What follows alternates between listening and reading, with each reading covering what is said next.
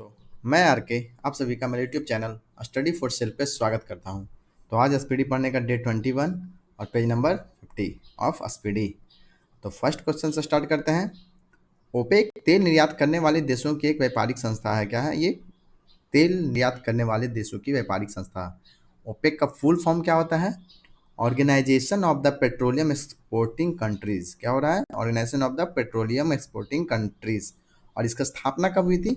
इसकी स्थापना हुई थी 1960 में, जिसका मुख्यालय कहाँ हो गया? मुख्यालय हो गया इसका वियना, ऑस्ट्रिया में। कहाँ इसका मुख्यालय हो रहा है? वियना, ऑस्ट्रिया में हो रहा है। नेक्स्ट क्वेश्चन पे चलते हैं। एका आंदोलन का नेता मदारी पासी था। एका आंदोलन का नेता कौन था? मदारी पासी। ये कब हुआ था? 1921 से 22 के बीच में हुआ था। ये भी टैक्स के खिलाफ, जो ब्रिटिश सरकार ज़्यादा टैक्स ले रही थी उसके खिलाफ ये था। और ये उसी समय जब असहयोग आंदोलन चला था उसी समय हुआ था, लेकिन ये अहिंसक से थोड़ा हिंसक हो गया था, जिसके कारण असहयोग आंदोलन ने इसे किनारा कर लिया और साथ में खिलाफत आंदोलन चला तो उसने भी, इसीलिए ज़्यादा सक्सेसफुल नहीं हो पाया और ये खत्म हो गया था। ये उत्तर प्रदेश के कुछ जिलों में हुआ था। नेक्स्ट है, यूएस का पीट सम्प्रास टेनिस में विश्व का शिखर खिलाड़ी है। कौन? Pete Sampras. ये तो पुराना हो गया, 2002 से 2002 का क्वेश्चन पेपर है, तो उस समय कौन था? Pete Sampras. अभी अगर देखा जाए तो कौन है? नोवाक जोकोविच है। और अगर इंडियन के टेनिस खिलाड़ी का नाम बोला जाएगा फेमस फेमस, तो महेश भूपति हो गए, लिएंडर पेस हो गए, सानिया मिर्जा हो गई। ये सब टेनिस के फेमस खिलाड़ी हैं। चीन यूएनओ का स्थायी सदस्य है। चीन क्या है? यूएनओ, संयुक्त राष्ट्र महासभा का अस्थायी सदस्य है। तो देखेंगे हम लोग कि संयुक्त राष्ट्र महासभा का अस्थायी सदस्य कौन कौन है। यहाँ पे ये दिया हुआ है, चीन हो गया, फ्रांस हो गया, रूस हो गया, यूके हो गया और संयुक्त राज्य अमेरिका। ये सब इसके अस्थायी सदस्य, जो कितने होते हैं टोटल? 5, जिन्हें वीटो पावर दिया हुआ है। बाकी 10 क्या होते हैं? अस्थायी सदस्य होते हैं। वो हर 2 साल में चेंज होते रहते हैं। भारत में गोवा राज्य का क्षेत्र सबसे छोटा है। किस राज्य का क्षेत्र? ये पहले भी हम लोग पढ़ चुके हैं, गोवा राज्य का क्षेत्र सबसे छोटा है। और अगर जनसंख्या के मामले में बोला जाएगा तो वो सिक्किम है, और सेकेंड नंबर पे छोटा राज्य बोला जाएगा तो वो सिक्किम ही है। मानसून अरबी भाषा का शब्द है। मानसून कैसा शब्द है? अरबी भाषा का एक शब्द है।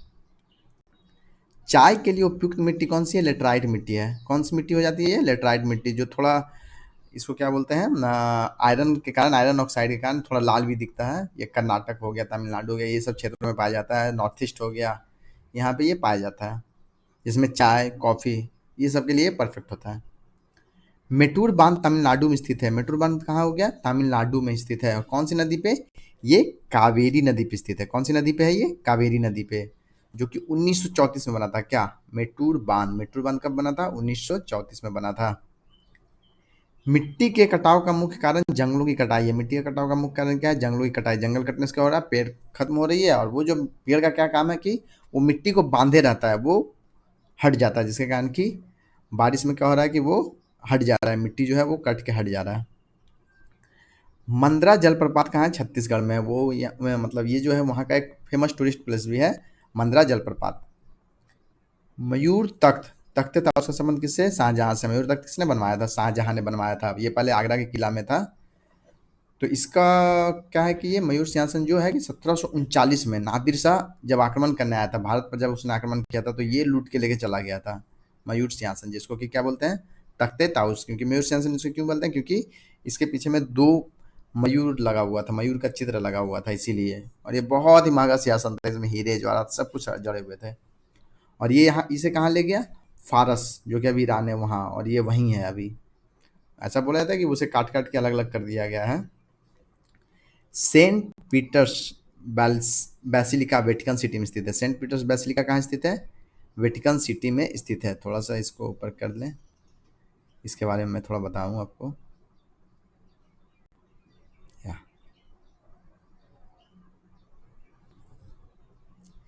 तो सेंट पीटर्स बेसिलिका जो हो गया वो कहाँ है?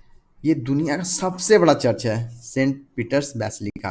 क्या हो गया? दुनिया का सबसे बड़ा चर्च, जहाँ की पोप का आधिकारिक निवास, मतलब कि जहाँ पे बोला जाता है कि पोप वहीं पे रहते हैं, वो हो गया आपका सेंट पीटर्स बेसिलिका। याद रखिएगा, ये वेटिकन सिटी में है। फतेहपुर सीकरी का निर्माण किसने करवाया था? अकबर ने करवाया था। 1571 से 1585 के बीच में ये मुगल की राजधानी भी रही थी। उसके बाद वापस उसे ट्रांसफ़र कर लिया गया कहाँ? लाहौर। क्योंकि बताया जाता है कि फतेहपुर सीकरी में पानी की कमी हो रही थी, इसीलिए। यहाँ पे बहुत सारे फेमस फेमस चीज़ भी है, जैसे कि आपका बुलंद दरवाज़ा हो गया, जो गुजरात उपलक्ष्य विजय के उपलक्ष्य में बनाया गया था। फिर आपका सलीम चिश्ती का दरगाह हो गया, कब्रगाह हो गया, ये सब वहाँ पे फेमस फेमस चीज़ें हैं।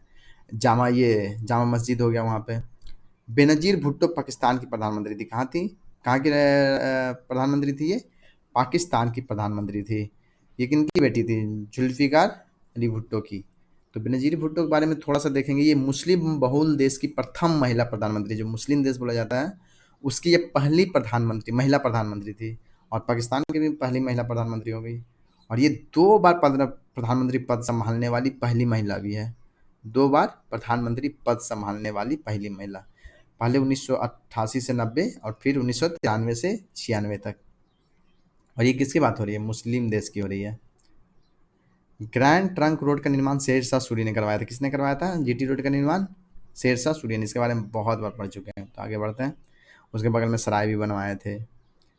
स्वतंत्र भारत का प्रथम महिला स्वास्थ्य मंत्री राजकुमारी अमृता कौर 1947 में थी। कब बनी थी? 1947 में। ये राजकुमारी अमृता कौर भारत की पहली महिला स्वास्थ्य मंत्री। इनके बारे में आपको याद होगा कि एम्स के संस्थापक भी यही हैं। उसके बाद WHO, उसकी पहली महिला अध्यक्ष भी ये बनी थी। सार्वजनिक हित याचिका की संकल्पना की शुरुआत अमेरिका में हुई थी। किसकी? सार्वजनिक हित याचिका। क्या होता है ये? PIL, public interest litigation. इसमें क्या होता है कि कोई भी पर्सन पर्यावरण के मुद्दे पे या कोई भी वैसा सोशल मुद्दा है, उसके खिलाफ आप केस कर सकते हैं, वो होता है PIL। इसमें जरूरी नहीं कि वो आपसे रिलेटेड हो ही, ये आप सामाजिक मुद्दे पे कर सकते हैं केस। दांतों का डॉक्टर दांत पर प्रकाश से केंद्रित करने के लिए अवतल दर्पण का प्रयोग करता है। किसका प्रयोग करता है? अवतल दर्पण का। तो थोड़ा सा अवतल दर्पण के बारे में देखेंगे। उत्तल दर्पण लगभग उसका उल्टा हो जाता है। तो अवतल दर्पण कैसा होता है? बीच में धंसा हुआ होता है। जैसे अवतल दर्पण ऐसे है, ठीक है, ये अवतल दर्पण हो गया। तो उत्तल दर्पण कैसा होगा? उत्तल दर्पण ऐसे बाहर निकला हुआ रहता है, इस तरह से। और इधर ये रंगा हुआ रहेगा ना, इधर इस साइड रंगा हुआ रहेगा। तो ये हो गया अवतल दर्पण, ये हो गया उत्तल दर्पण। तो ये क्या होता है? अभिसरण करता है। अभिसरण मतलब क्या करेगा? अभिसारित कर देता है, ठीक है। और इसमें जो फिगर बनता है वो वास्तविक बनता है और आभासी बनता है, रियल नहीं, आभासी। और सीधा, जो भी आभासी पिक्चर बनेगा वो कैसा बनेगा? सीधा। और इस श्रृंगार दर्पण में यूज होता है, परावर्तक दूरबीन में यूज होता है, हेडलाइट में यूज होता है। वहीं अगर उत्तल दर्पण के बारे में देखेंगे तो क्या होगा? वो बाहर उभरी हुई रहती है, वो अपसारित कर देती है। अपसारित मतलब फैलाना ना। और वो वास्तविक नहीं, वो क्या बनाएगी? वास्तविक और आभासी बनाती है और अनरियल भी बनाती है। सॉरी सॉरी, ये वास्तविक और आभासी बना रहा है, वो सिर्फ क्या बनाता है? आभासी बनाता है। जो कि आभासी रहेगा वो क्या बनेगा? सीधा। और ये वास्तविक बनाता है, आभासी बनाता है। उसका क्या चीज़ में यूज होता है? मेनली आपका जो गाड़ी का बैक व्यू कैमरा होता है, व्यू दर्पण होता है ना, जिसमें देखते हैं हम लोग कि पीछे कोई गाड़ी आ रहा है कि नहीं, उसमें यूज होता है। ये चीज़ों को छोटा करके दिखाता है, मतलब बड़ा सा एरिया को ये कवर करता है। बॉयल, और ये क्या कर रहा है? अभी सारी ये बड़ा करके दिखा रहा है चीज़ों को। बॉयल का नियम नियत तापमान की स्थिति में लागू होता है। किसमें? नियत तापमान की स्थिति में। इसको एक बार पहले हटाते हैं। तो बॉयल का नियम क्या है कि किसी निश्चित तापमान पर किसी गैस का आयतन उसके दबाव के व्युत्क्रमानुपाती होता है। क्या होता है? व्युत्क्रमानुपाती। मतलब अगर टेम्परेचर निश्चित है, फिक्स है, तो क्या होगा? किसी गैस का आयतन V इज इक्वल टू 1/, आपका इसका दबाव का क्या हो जाएगा? एक सेकेंड, PV/NRT,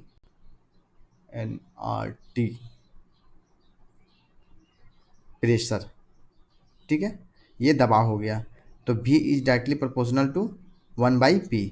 और यहाँ पे नियतांक आ जाता है VP is equal to K। Okay, तो इसमें क्या हो जाता है कि V1P1 is equal to V2P2।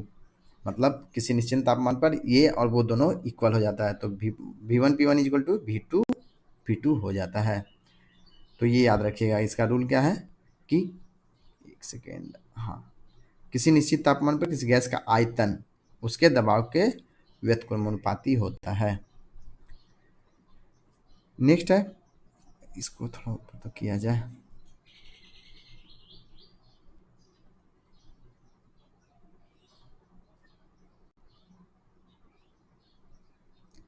पहाड़ों पर पानी 100 डिग्री से कम तापमान पर उबलने लगता है। कितने पे?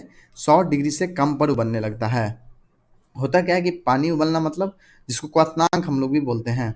तो पानी ये है, ये खौल रहा है, तो यहाँ पे जो दबाव बनेगा उसके कारण क्या है, पानी लेट से खौलेगा। अगर हम लोग जैसे इसको प्रेशर कुकर में बंद कर देते हैं तो क्या होता है कि इसका क्वथनांक बढ़ जाता है, मतलब ये ज़्यादा डिग्री पे खौलेगा। समझ रहे हैं? अगर मान लीजिए 100 डिग्री पे खौल रहा है, मतलब क्या हो रहा है कि ये 100 डिग्री पे फिर वाष्पित हो जाएगा खौल के। अगर ये 120 डिग्री पे होगा तो 120 डिग्री तक टेम्परेचर तक ये खौलेगा, उबलेगा, उसके बाद ये वाष्पित होगा। ठीक है? तो पहाड़ों पर क्या होता है कि ये दबाव कम होता है। ये का मतलब अगर मान लीजिए ये सिर्फ एक नॉर्मल बर्तन लेते हैं, तो अगर नीचे धरती पे बनाएंगे तो उसमें क्या होगा कि दबाव ज़्यादा होगा, क्योंकि वायुमंडलीय दबाव जो है धरती पे ज़्यादा होता है। धीरे धीरे जैसे जैसे ऊपर जाएंगे दबाव कमते जाएगा। तो यहाँ पे क्या है कि ये दबाव ज़्यादा बना रहा है पृथ्वी पर, तो ये ये ज़्यादा डिग्री पे खोल रहा है। लेकिन वही पहाड़ पे क्या हो रहा है कि दबाव कम बन रहा है। दबाव कम बनने के कारण क्या हो रहा है कि ये कम डिग्री पे ही उबलने लग रहा है, जिससे क्या होता है खाना पकने में लेट भी होता है पहाड़ों पर। तो रीजन यही है। नेक्स्ट है, 4 डिग्री सेल्सियस पर जल का घनत्व अधिकतम होता है। क्या होता है? अधिकतम।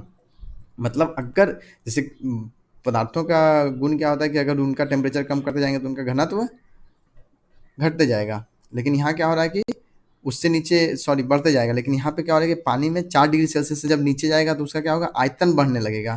जैसे बर्फ़, ये पानी है तो वो बर्फ़ जब बनने लगता है 4 डिग्री सेल्सियस से नीचे जा रहे हैं तो उसमें क्या हो रहा है कि बर्फ़ बनना शुरू हो जा रहा है। ठीक है? और उसमें क्या हो रहा है कि आयतन बढ़ा रहा है, आयतन बढ़ा रहा है, लेकिन घनत्व क्या हो जा रहा है, घनत्व घट जा रहा है। इसी कारण क्या हो रहा है कि वो पानी पे तैरने लगता है। इलेक्ट्रॉन ऋण आवेशित कण होता है। इलेक्ट्रॉन कैसा होता है? ऋण आवेशित कण। थोड़ा सा इलेक्ट्रॉन, प्रोटॉन और न्यूट्रॉन के बारे में देखेंगे। तो परमाणु क्या है? वो तत्व की सबसे छोटी इकाई होती है। क्या होती है? तत्व की सबसे छोटी इकाई होती है, जिसके नाभिक में क्या होता है, जैसे ये हो गया मान लीजिए परमाणु, तो यहाँ पे इलेक्ट्रॉन रोटेट करते रहती है और यहाँ पे एक नाभिक होता है। नाभिक में क्या होता है? प्रोटॉन और न्यूट्रॉन। तो ये नेगेटिव चार्ज है, ये पॉजिटिव चार्ज होती है, और ये क्या है? उदासीन, कोई चार्ज इस पे नहीं होता है। ओके, नेक्स्ट चलते हैं। सूर्य और पृथ्वी के बीच चंद्रमा के आने से क्या होता है? सूर्य ग्रहण लगता है। ये तो पढ़ चुके हैं पहले भी। कंप्यूटर में वायरस का संबंध प्रोग्राम से है। बोलते हैं ना कंप्यूटर में वायरस लग गया, मतलब क्या हो गया कि हैक हो जाना, चाहे मेलवेयर आ जाना, ये सब क्या होता है? वायरस आ जाना। ये वाला हम लोग का वाला नहीं कि कोई बीमारी हो गया वायरस के कारण, डेंगू हो गया वायरस के कारण, ये सब नहीं। हड़प्पा की सभ्यता का संबंध कांस्य युग से है। कांस्य युग से है। किस युग से? कांस्य युग। इसको कांस्य युग क्यों बोला जाता है? क्योंकि उस समय कांस्य के चीज़ें ज़्यादा यूज होती थी। कुल्हाड़ी बनाना, ये बनाना। पहले क्या होता था कि उस समय क्या है कि लोहा की जानकारी इन लोगों को नहीं थी। उन्हें क्या थी? लोहा की जानकारी नहीं थी, इन्हें कांस्य की जानकारी थी, इसीलिए उसे कांस्य युग, क्योंकि उस समय कांस्य ही ज़्यादा यूज होता था। जैसे कि कांस्य किससे बना होता है? ऐसे कांस्य तांबा और टीन से। और वहीं पीतल बोलेगा तो किससे बना होता है? तांबा और जस्ता से। तो इसीलिए उसे हड़प्पा सभ्यता को क्या कांस्य युगीन बोला जाता है, क्योंकि उसमें कांस्य का यूज ज़्यादा होता था। उस समय तक उन लोगों को लोहे की जानकारी नहीं थी। कावेरी, गंगा और महानदी भारत में डेल्टा बनाने वाली नदियाँ हैं। कैसी नदियाँ हैं? डेल्टा बनाने वाली नदियाँ। डेल्टा बनाने वाली नदियाँ क्या होती है कि मान लीजिए इधर ये नदी जा रहा है, ये समुद्र में या फिर कोई झील में या कोई बड़ी नदी में जब मिलती है तो उसके पहले क्या होती है कि यहाँ पे अपने गाद जो साथ में धूल गाद ये सब लाती है, वो यहीं पे छोड़ते हुए आगे बढ़ जाती है।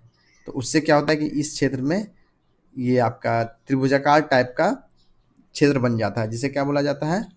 डेल्टा।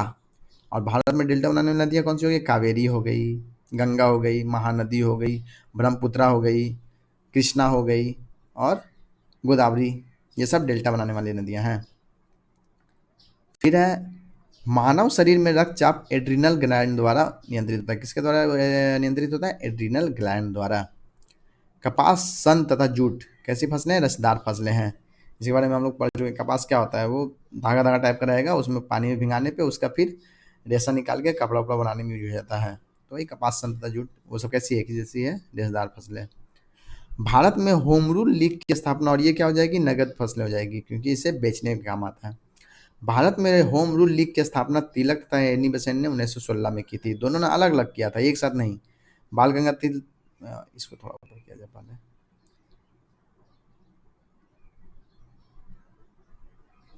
बाल गंगाधर तिलक ने कब किया था? अप्रैल 1916 में बेलगांव में। और एनी बेसेंट ने कब किया था? सितंबर 1916 में मद्रास में। ये याद रखिएगा, कभी कभी दोनों अलग अलग पूछ देता है। तो 1916 में दोनों किए थे, बाल गंगाधर पहले किए थे, एनी बेसेंट ने बाद में किया था। इन्होंने किया था बेलगाम पुणे में, और इन्होंने किया था 1916 में मद्रास में। और बाल गंगाधर तिलक याद है ना, गरम दल के नेता। और एनी बेसेंट का ये हो गया। एनी बेसेंट ने 1917 में क्या किया था, कांग्रेस अधिवेशन का अध्यक्षता की थी।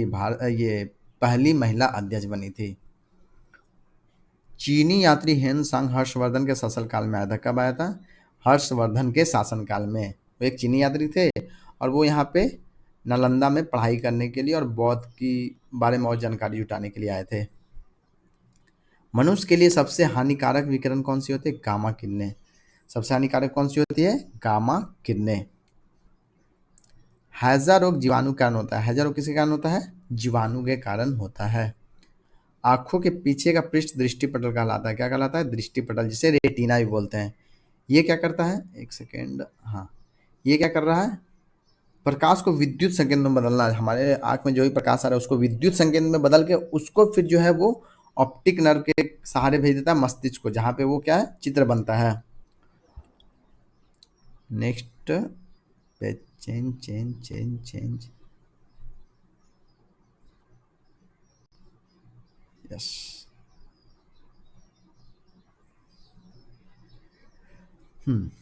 नेक्स्ट है लाल बहादुर शास्त्री की समाधि विजय घाट कहलाती है। क्या कहलाती है, लाल बहादुर शास्त्री की समाधि विजय घाट।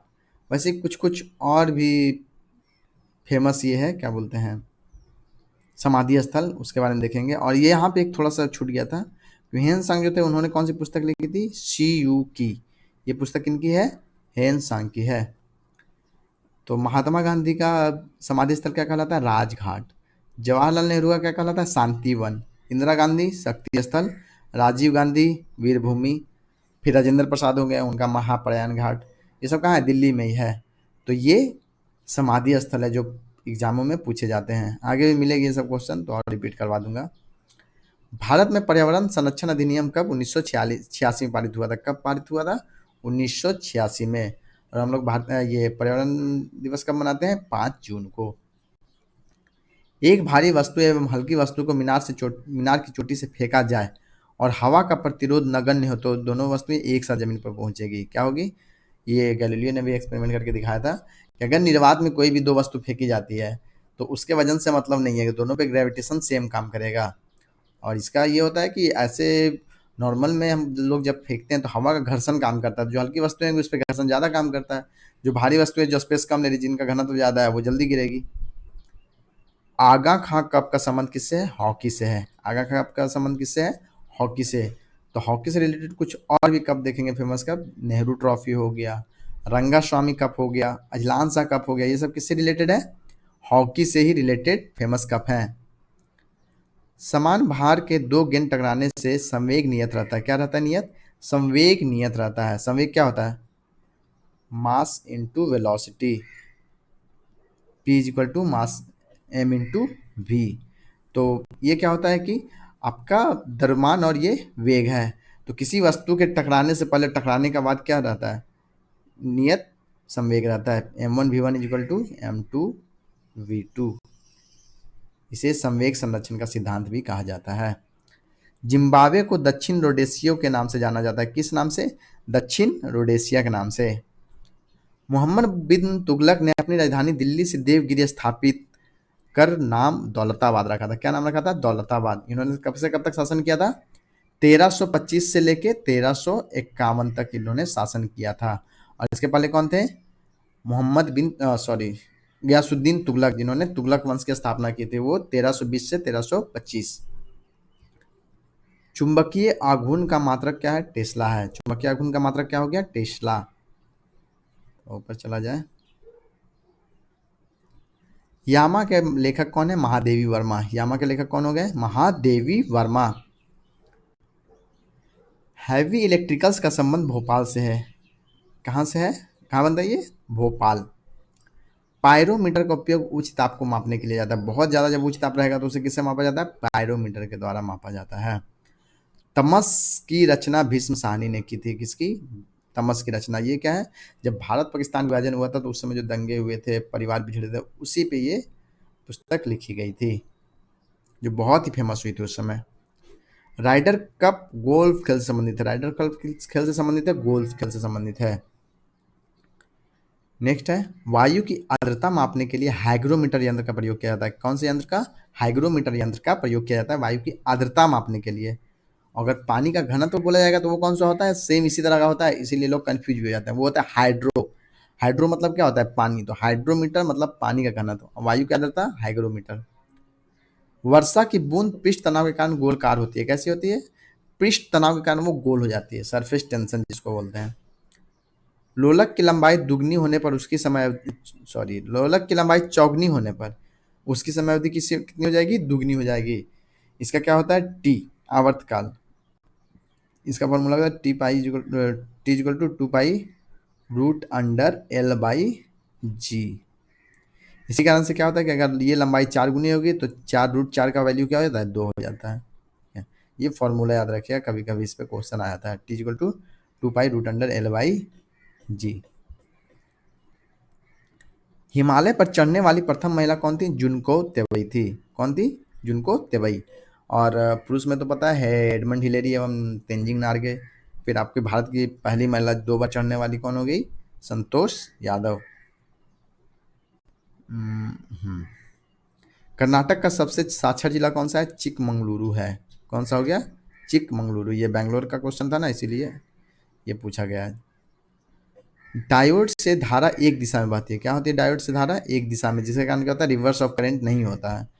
डायोड से धारा किस तरफ जा रही है? एक ही दिशा में जाती है, तो करंट रिटर्न नहीं होगा। सबसे कठोरतम पदार्थ हीरा है। सबसे कठोरतम पदार्थ क्या होता है? हीरा, जो कि कार्बन का ही एक अपर रूप है। और कार्बन का अपर रूप कौन कौन सा है? ग्रेफाइट हो गया, हीरा हो गया, ये सब कार्बन के अपर रूप हैं। कोयला भी। दर में किसी वस्तु पर उत्प्लावन बल वस्तु के भार पर निर्भर करता है। उत्प्लावन बल का सिद्धांत किसने दिया था? आर्किमिडीज ने दिया था। तो क्या होता है कि वस्तु जो है अपने भार के बराबर पानी को विस्थापित करता है। अगर वस्तु का घनत्व ज्यादा रहेगा तो वो क्या होगा? डूब जाएगा। सोना कर्नाटक राज्य में निकाला जाता है। कहाँ निकाला जाता है? कर्नाटक राज्य में। केजीएफ याद होगा आपको, कोलार गोल्ड फील्ड, वहाँ। दूसरा आंग्ल मैसूर युद्ध 1780 से 84 ईस्वी का अंत। मैंगलोर की संधि 1784 ईस्वी से हुआ था। किससे? मैंगलोर की संधि द्वारा। पहला कब हुआ था? आंग्ल मैसूर युद्ध 1767 से 69। और कौन सी संधि से समाप्त हुआ था ये? मद्रास की संधि से। मद्रास। नेक्स्ट कौन सा हो गया आपका? ये 80 से 84 हो गया, और ये मैंगलोर की संधि से समाप्त हुआ था। तीसरा कब हो गया था? 1790 से 92। और ये कौन सी संधि के से समाप्त हुआ था? आपका ये क्या बोलते हैं, जिसमें टीपू सुल्तान की नेक्स्ट 1799 में हुई थी तो मृत्यु हो गई थी। आपका थर्ड वाला हुआ था श्रीरंगपट्टनम में। वो श्रीरंगपट्टनम की संधि से समाप्त हुई थी। तीसरा आंग्ल मैसूर युद्ध 90 से 92। पुर्तगाली यात्री फर्नाओ नुनीज अच्युत देवराय के शासनकाल में विजयनगर आया था। किसके शासनकाल में? अच्युत देवराय। और अगर केडीआर के बारे में बोला जाएगा, केडीआर के टाइम में भी 2 आए थे। उसके बाद दुआर्ते बारबोसा थे और निकोलो डी कॉन्टी, ये किसके राज्य में आए थे? केडीआर के। और 2 पुर्तगीज शासन आए थे, वो नेक्स्ट में मैं 5 को एक साथ बताऊंगा, अभी ज़्यादा नहीं। बेलूर यांगची नदी के तट पर स्थित है। बेलूर कहाँ है? यांगची नदी के तट पर स्थित है। थोड़ा सा देखेंगे बेलूर कहाँ है, वो कर्नाटक में आता है। कहाँ आता है? कर्नाटक में। और ये फेमस किस लिए? चेन्ना केशव मंदिर है, जो कि होयसल वंश ने बनवाया था, वो वहीं बेलूर में है, उसके लिए ज़्यादा फेमस है। प्रकाश वर्ष दूरी का मात्रक है। प्रकाश वर्ष किसका हो गया? दूरी का। और पार्सेक भी किसका हो गया? दूरी का मात्रक है। अनुच्छेद 24 के तहत कारखानों आदि में बालकों के नियोजन का प्रतिषेध किया गया। मतलब कोई भी कारखाना हो गया या फिर जहाँ पे आपका खतरनाक काम होता है, वहाँ पे 14 वर्ष से कम बच्चों को काज में नहीं लगाया जाएगा। ये अनुच्छेद 24 के तहत बोला गया है। और अनुच्छेद 23 और 24 किसके अंतर्गत आते हैं? शोषण के विरुद्ध अधिकार। 23 और 24 जो कि एक मौलिक अधिकार है। और 23 में क्या दिया हुआ है कि मानव तस्करी और जबरन श्रम पर, बलात्कार, जबरदस्ती काम करवाना, बिना पैसा काम करवाना, ये सब पे रोक लगाना है, वो है 23। अनुच्छेद 24 में क्या हो? 14 वर्ष से कम बच्चों को खतरनाक रोजगार में काम में नहीं लगाना है। नेक्स्ट है कार्बोरेटर एक सेकेंड, कार्बोरेटर पेट्रोल इंजन में होता है। कार्बोरेटर किस में होता है? पेट्रोल इंजन में, जो क्या करता है, ईंधन और वायु को मिला के उसको दहन के योग्य बनाता है, कार्बोरेटर। लोकसभा के प्रथम प्रवक्ता जीवी मावलंकर थे। कौन थे? गणेश वासुदेव मावलंकर। इन्हें लोकसभा का जनक भी बोला जाता है, क्योंकि उस समय उन्होंने बहुत सारी लोकसभा में नियम लाए थे, सुधार किया था, जिसके कारण। तो प्रथम अध्यक्ष कौन हो गया आपके? जीवी मावलंकर। CFC क्लोरोफ्लोरोकार्बन है, जो ओजोन स्तर को प्रभावित करता है। किसको प्रभावित कर रहा है ये ओजोन स्तर को। ओजोन स्तर के बारे में बहुत बार पढ़ चुके हैं, रहने देते हैं। और ये कहाँ पे है ओजोन स्तर? ये समताप मंडल में है। चावल में अधिकतम कार्बोहाइड्रेट पाया जाता है। किसमें? चावल में अधिकतम क्या होता है? चावल में ज़्यादा ज़्यादा क्या होता है? कार्बोहाइड्रेट। विश्व की सबसे ऊंची वेधशाला हानले लद्दाख में स्थित है। कहाँ स्थित है? लद्दाख में स्थित है, जो कि विश्व की सबसे ऊंची वेधशाला है। तो आज के लिए बस इतना तक ही। इसका आपको PDF हमारे टेलीग्राम चैनल पे मिल जाएगा। तो मिलते हैं नेक्स्ट क्लास में, तब तक के लिए जय हिंद।